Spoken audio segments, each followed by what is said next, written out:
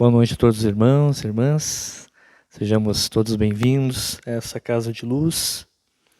Possamos aqui ter momentos de boas reflexões, de boas vibrações de paz, de harmonia espiritual. Então, para a gente iniciar as atividades da noite, vou ler uma pequena mensagem de autoria do Espírito André Luiz, que tem como título Algumas Definições. E ele vai dizer assim: benfeitor é o que ajuda e passa. Amigo é o que ampara em silêncio. Companheiro é o que colabora sem constranger. Renovador é o que se renova para o bem. Forte é o que sabe esperar no trabalho pacífico. Esclarecido é o que se conhece. Corajoso é o que nada teme de si mesmo. Defensor é o que coopera sem perturbar. Eficiente é o que age em benefício de todos. Vencedor é o que vence a si mesmo. Então, meus irmãos, convido a todos para que nesse instante possamos elevar nosso pensamento em clima de prece, buscando a figura do Mestre Jesus, nosso amigo de todas as horas. Obrigado, Senhor, por mais esse dia aqui na terra, por esta seara de luz, por essas vibrações de paz que aqui desfrutamos, pelo amparo da equipe espiritual que trabalha cada um de nós, transmitindo-nos as inspirações, as intuições, a renovação das nossas vibrações. Te pedimos, Senhor, auxilia-nos nesta noite, inspirando-nos para que as reflexões possam sedimentar em nosso coração, nos fortalecendo para a compreensão das realidades da vida e dos melhores caminhos que deveremos trilhar diariamente. Em Teu nome, Senhor, é que iniciamos as atividades da noite, rogando a Tua inspiração. Que assim seja. Então, meus irmãos, para o tema da noite, nós vamos trabalhar este título, Na Hora do Testemunho. Porque nós tenhamos certeza de que nenhum de nós passa aqui pela vida física na matéria em brancas nuvens, sem experimentar momentos, fases, acontecimentos que são desafiadores ao nosso equilíbrio, ao nosso otimismo e àqueles valores que nós já reconhecemos como sendo aqueles mais adequados para a nossa vida, para o nosso proceder.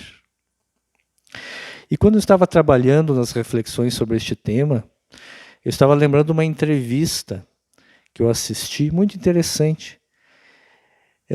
E é um policial, e ele até escreveu um livro sobre os fatos que aconteceram com ele. Mas ele estava noivo, e a esposa grávida de 6 meses, mais ou menos. E o casamento prestes a se realizar. Alguns dias antes do casamento, cerca de 10 dias, a esposa começou a ter alguns problemas digestivos, alguns eventos de pressão alta, mas foram ao médico, fizeram os exames. O bebê estava com uma certa dificuldade de desenvolvimento, havia estagnado o seu crescimento, isso era algo a ser investigado. Mas Os médicos orientaram que eles cancelassem a lua de mel, mas o casamento poderia acontecer, porque, a princípio, estava tudo administrável. E chegou o dia do casamento, ele, noivo, na frente lá do altar, esperando, né, a noiva chegar, os convidados todos na igreja, à espera da noiva. E ele vê então que chega a limusine, lá o carro, trazendo a noiva. Só que a limusine parou e tal, e não abria a porta, a noiva não saía. Ele começou a achar estranho a demora, né, ele postado lá. Até que veio um familiar dizendo que ela não estava passando bem. E ele foi lá até o carro e ela estava desmaiada. E não conseguindo reanimá-la, foram de uma forma emergencial até o hospital. E aí, chegando lá, os médicos mais experientes já começaram a rasgar o vestido. E ele já pensou assim, mas eu acho que não vai ter casamento então agora, porque rasgaram o vestido, mas a gente casa outro dia, não tem problema. Só que o quadro era mais grave do que ele imaginava. Dali em instantes, a médica veio urgente e disse, nós não temos aqui estrutura de maternidade para realizar partos, e aqui tem uma lista de hospitais e tu tem que levar ela com urgência ao hospital. E aí ele olhou os hospitais que tinham disponíveis, vou levar nesse aqui. E foram de ambulância até o hospital. Chegaram lá, deixaram ele numa sala esperando, né? E dali uma meia hora veio uma enfermeira trazendo um bebezinho de cerca de 1 quilo, prematuro e cheio já entubado, a criança porque nasceu de forma cesárea, né? E ainda não tinha condições de respirar sozinha, então tinha que ser já entubado e tal. E ele bem exasperado. Uma situação. Aí o médico já pediu autorização para a transfusão de sangue, para isso e aquilo, e ele prontamente autorizou. Mas, dali a pouco, o médico veio então com a notícia de que havia acontecido a morte cerebral, de que ela havia desencarnado. E aí a situação, imagina a dor de uma situação dessas. Aí começou a avisar os parentes, o pessoal avisaram o pessoal que estava na igreja ainda esperando para o casamento, que a noiva havia falecido. E eu achei interessante que naquela atitude, naquele momento difícil, os familiares mais próximos chegaram e fizeram uma roda de oração. Na filosofia religiosa deles, a expectativa de que acontecesse um milagre, de que ela pudesse, né, ressurgir, retornar à vida, mas não aconteceu. E ele, na entrevista, ele diz que depois ele compreendeu que o milagre se deu para a filha dele, que é a Sofia, o nome da filha, que sobreviveu mesmo que as condições fossem todas contrárias. Ela teve várias tromboses, o bebê teve infecção hospitalar, teve uma série de problemas, mas sobreviveu e está uma criança linda. E aí a gente fica refletindo nessas situações duras, espinhosas, que a vida traz. Talvez muitos de nós não passamos ainda por um testemunho tão difícil, tão duro. Mas a gente não sabe, dentro da nossa programação reencarnatória, as circunstâncias que a vida necessita nos trazer, né? Como experiência, como aprendizado, como, enfim, testemunhos da nossa fé, da nossa condição espiritual. E por isso me parece que é um tema muito apropriado, né? Agora que estamos nos aproximando das celebrações da Páscoa, e o Cristo, que é o nosso mestre maior, já nos alertava, né, quando ele disse: tenho-vos dito isto, para que em mim tenhais paz. No mundo tereis aflições, mas tende bom ânimo, eu venci o mundo. E quando a gente pensa em Jesus, quando Não só na crucificação, ele dá um exemplo de perdão, quando ele diz, Pai, perdoa-os porque não sabem o que fazem.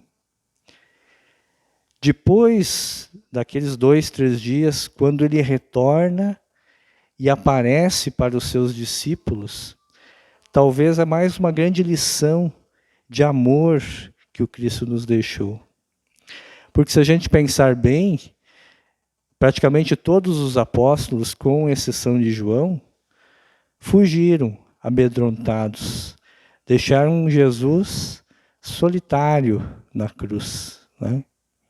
Mas mesmo assim, o Mestre não deixou de vir, dar o testemunho da continuidade da vida e dizer que realmente aqueles valores e aqueles conhecimentos que ele trouxe representavam as verdades divinas.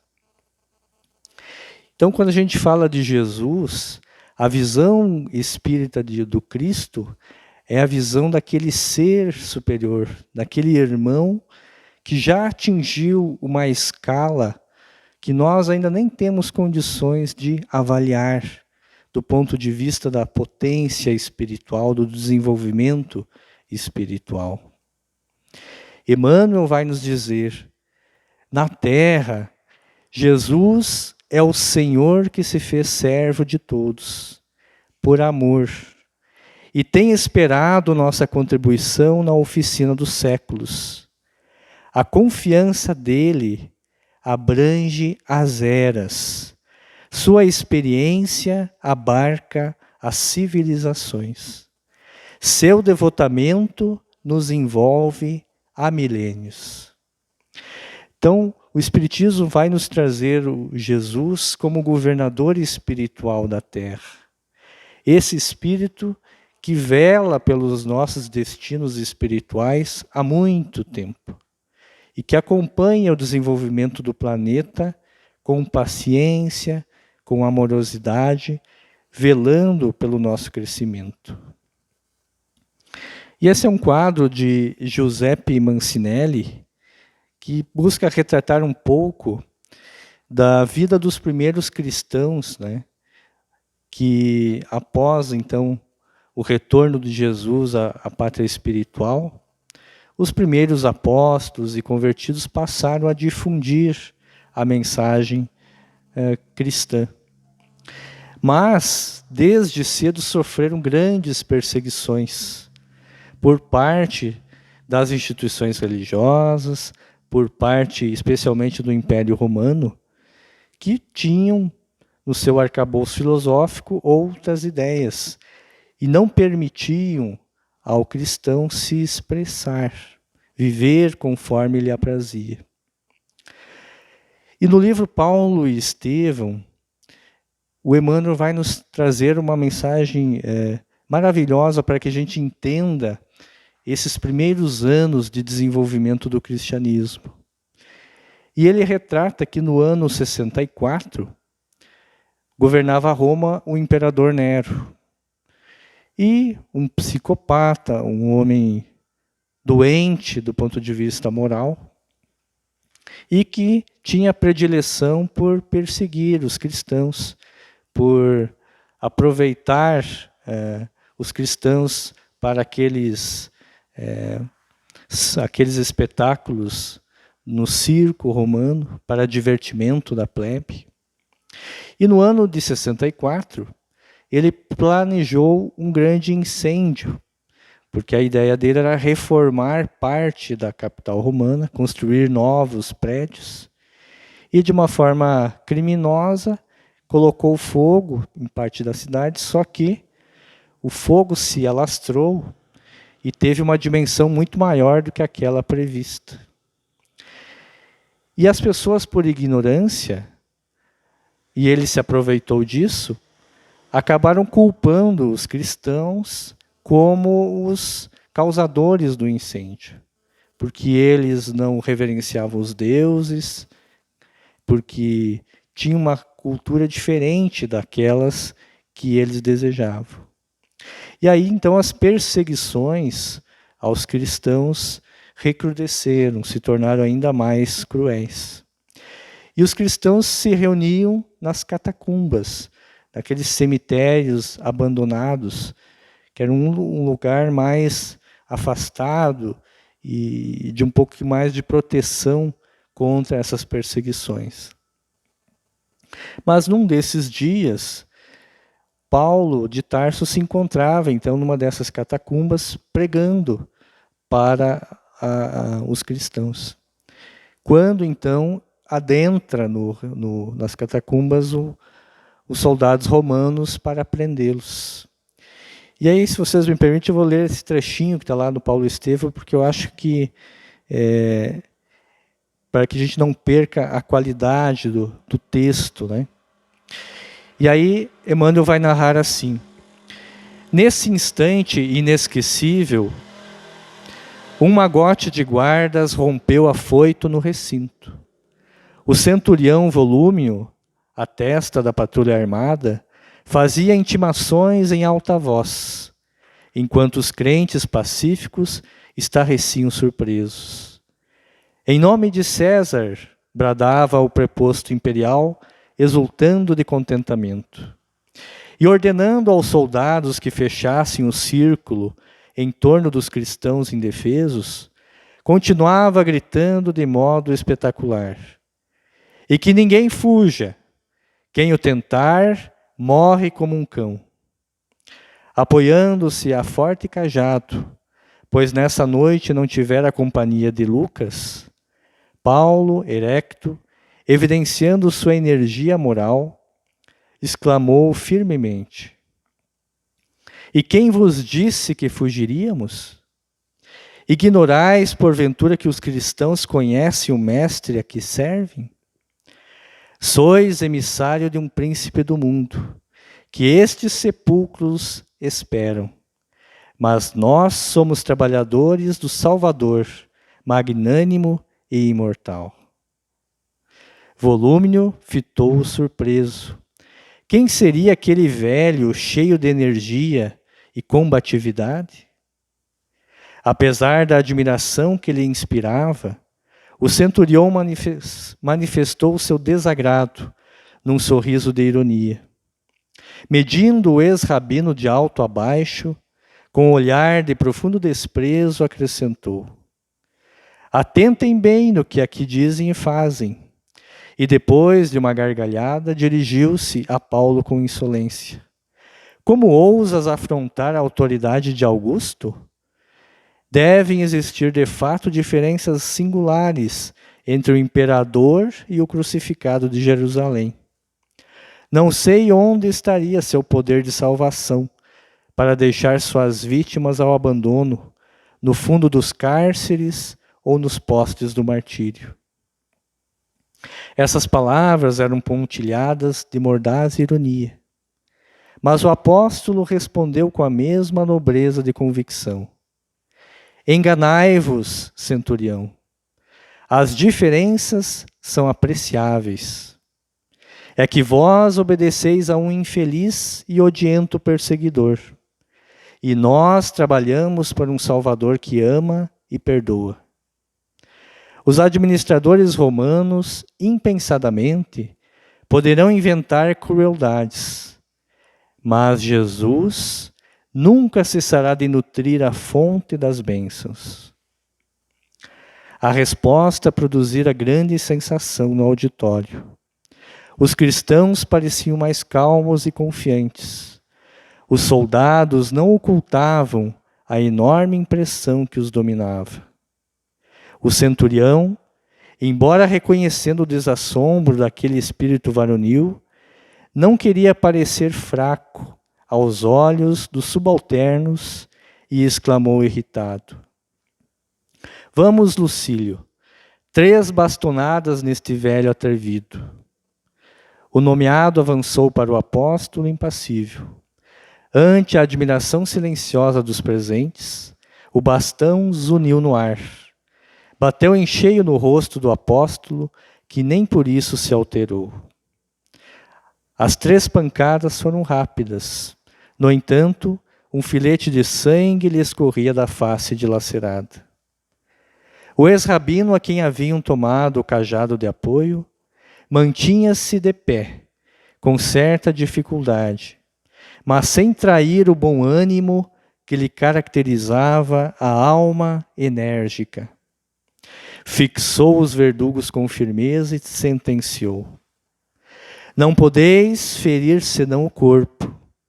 Podereis amarrar-me de pés e mãos, quebrar-me a cabeça, mas as minhas convicções são intangíveis, inacessíveis aos vossos processos de perseguição. Diante de tanta serenidade, Volúmino quase recuou aterrado. Não podia compreender aquela energia moral que se lhe deparava aos olhos cheios de espanto. Começava a acreditar que os cristãos, desprotegidos e anônimos, retinham um poder que a sua inteligência não lograva atingir. Impressionando-se com semelhante resistência, organizou à pressa as filas dos pobres perseguidos, que humildes obedeciam sem vacilar.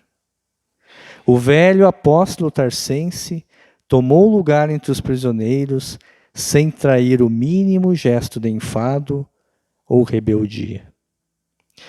Quando a gente lembra desses primeiros cristãos, desta força moral que enfrentava a morte, se assim fosse necessário, e mantinham-se confiantes, mantinham-se equilibrados, mantinham-se firmes na fé, é de profunda inspiração para todos nós. Quantas vezes nós, por pequenos dissabores, pequenas alfinetadas que a vida inevitavelmente nos traz, nós desanimamos, nós perdemos a fé, perdemos a esperança, nos sentimos abandonados pela providência. Quando, na verdade, nós vamos compreender que tudo isso, todas essas dificuldades, são para nós as experiências para o nosso enriquecimento. No Evangelho segundo o Espiritismo, tem uma frase que um espírito cita, dizendo: a dor é uma bênção que Deus envia aos seus eleitos. E quantas vezes nós temos dificuldades de interpretar a dor como essa benfeitora. Quando Jesus estava no barco, com os discípulos, e veio a tempestade, e eles se apavoraram e acordaram Jesus dizendo: Senhor, nós vamos morrer. Daí Jesus acalma a tempestade, acalma os ventos, e depois diz para eles: onde está a vossa fé? E um pouco antes, conversando com os discípulos, ele diz: nós não devemos temer as coisas que vêm de Deus.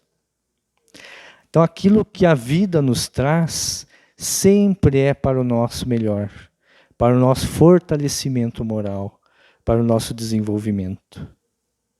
E algo que é importante a gente lembrar, que Meimei vai nos dizer: a tempestade pode rugir à noite, mas não existem forças na terra que impeçam cada dia a chegada de novo amanhecer.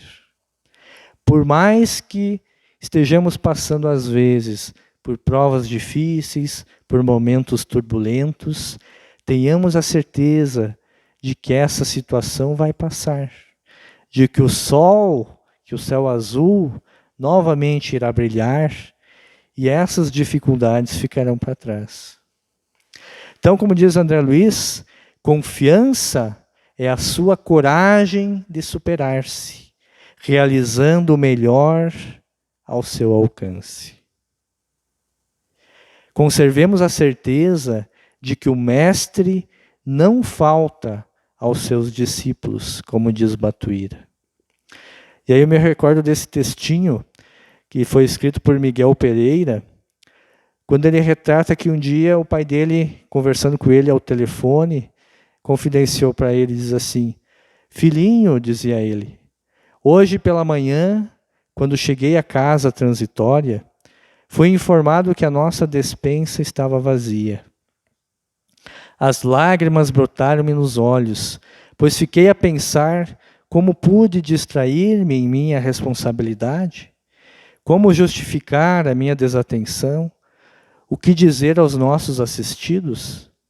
Orei a Jesus, pedindo que perdoasse a minha falha, e ao mesmo tempo suplicava ao Divino Amigo que me inspirasse para a solução necessária ante tão difícil momento. O José Gonçalves Pereira coordenava a Casa Fabiano Lar Fabiano de Cristo, que atendia muitas crianças diariamente. Aí ele diz: mal terminara a súplica e o telefone tocou. O senhor é o diretor da instituição? Sim, respondi. Após a identificação, ele continuou: talvez o senhor possa me ajudar, pois hoje os funcionários de nossa empresa entraram em greve, e como não tínhamos ideia do que fazer com todo o alimento que a eles seria servido, resolvemos consultar a lista telefônica, onde encontramos o número do seu telefone. O senhor concordaria em receber este alimento? Amigo, respondi, você é o anjo que o Senhor Jesus enviou para nos ajudar, pois hoje nada tínhamos para oferecer aos nossos assistidos. Então tem uma frase do Espírito Clarencio que diz: Deus tem estradas onde os homens não têm caminhos. Deus tem caminhos para trazer a solução para as nossas dificuldades. Às vezes a gente precisa estar conscientes de que o nosso padrão espiritual precisa estar aberto para visualizar, para encontrar, para receber esta solução. Então Emmanuel nos diz: não rejeites a fé, porque a passagem educativa pela terra te impõe a visão, aflitivos quadros no jogo das convenções humanas. Lembra-te da imortalidade, nossa divina herança. Por onde fores, conduze tua alma como fonte preciosa de compreensão e serviço.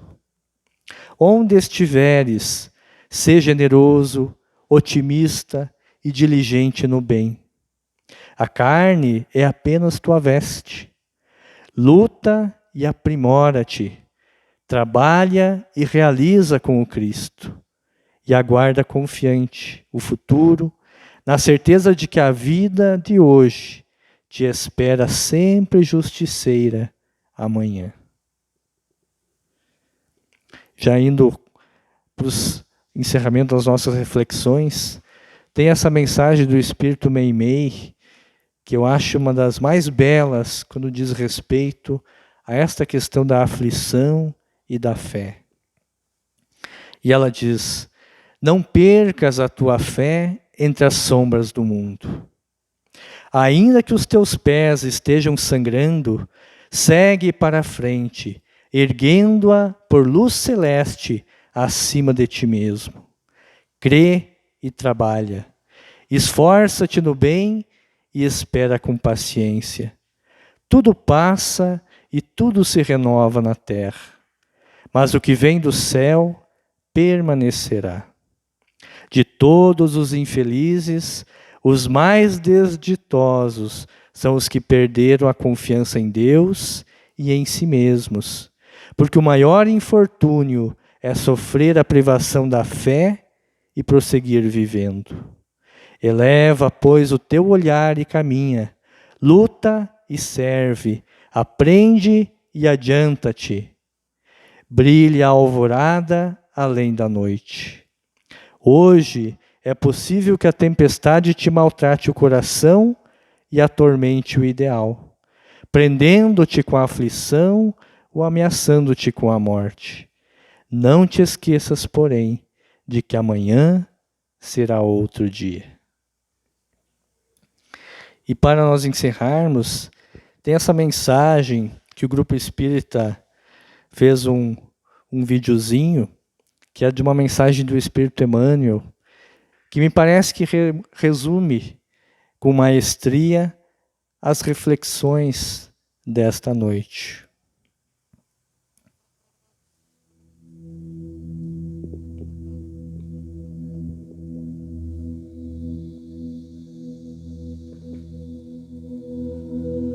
Nos dias difíceis, reflete nos outros dias difíceis que já se foram. Depois de atravessados transes e lutas que supunhas insuperáveis, não soubeste explicar a ti mesmo de que modo os venceste e de que fontes auristes as forças necessárias para te sustentares e refazeres durante e depois das refregas sofridas. Viste a doença no ente amado assumir gravidade estranha e, sem que lograsses penetrar o fenômeno em todos os detalhes, surgiram a medicação e a providência ideais que o arrebataram da morte. Experimentaste a visitação do desânimo à frente dos obstáculos que te gravaram a vida, mas sem que te desses conta do amparo recebido, largaste o desalento das trevas e regressaste à luz da esperança. Crises do sentimento que te afiguravam invencíveis, pelo teor de angústia com que te alcançaram o imo da alma, desapareceram como por encanto, sem que conseguisses definir a intervenção libertadora que te restituiu a tranquilidade. Sofreste a ausência de seres imensamente queridos, chamados pela desencarnação para tarefas inadiáveis em outras faixas de experiência. No entanto, sem que despendesses qualquer esforço, outras almas abençoadas apareceram, passando a nutrir-te o coração com edificante apoio afetivo. Tudo isso, entretanto, sucedeu porque persististe na fé, aguardando e confiando, trabalhando e servindo, sem te entregares à deserção ou à derrota, ofertando ensejo à bondade de Deus para agir em teu benefício. Nas dificuldades em andamento, considera as dificuldades que já vencestes e compreenderás que Deus, cujo infinito amor te sustentou ontem, sustentar-te-á também hoje. Para isso, porém, é imperioso permanecermos fiéis ao cumprimento de nossas obrigações, de vez que a paciência no centro delas é o dom de esperar por Deus, cooperando com Deus sem se desesperar.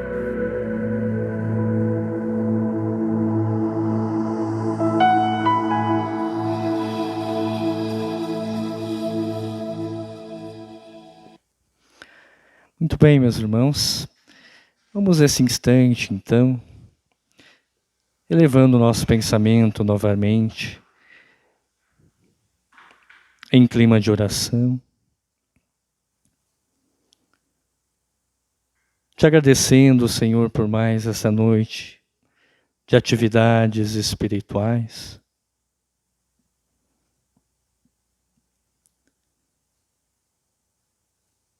Te pedindo que a equipe espiritual possa transmitir, através do passe, todas as energias que se façam necessárias para a nossa harmonia interior, para a saúde da matéria e do espírito.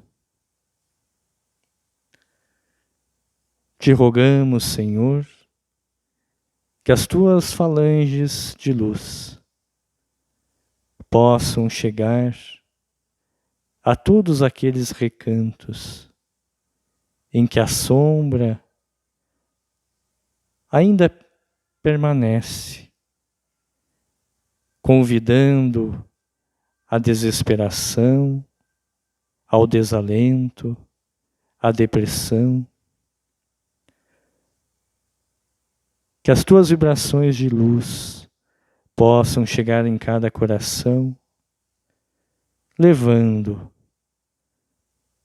a tua mensagem de fé, de amor, de esperança, rompendo os grilhões de sombra e renovando para a luz, para o trabalho, para o crescimento. Pai nosso que estais em toda parte, santificado seja o vosso nome. Venha a nós o vosso reino. Seja feita a tua vontade, tanto na terra como no céu. O pão nosso de cada dia nos dai hoje. Perdoa as nossas ofensas, assim como nós perdoamos aqueles que nos têm ofendido. Não nos deixes cair em tentações, mas livra-nos de todo o mal. Pois teu é o reino, é o poder e a glória. Santíssimo Deus e Pai Celestial.